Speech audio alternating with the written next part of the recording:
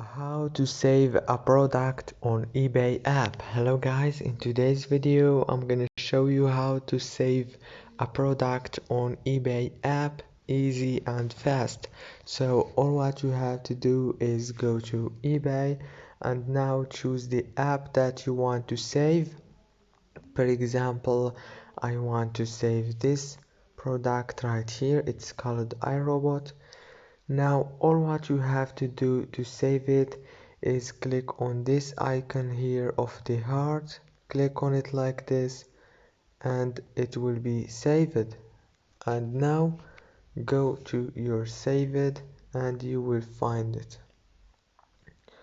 If this video was helpful, please don't forget to like and subscribe, and thank you so much for watching this video until the end. See you later.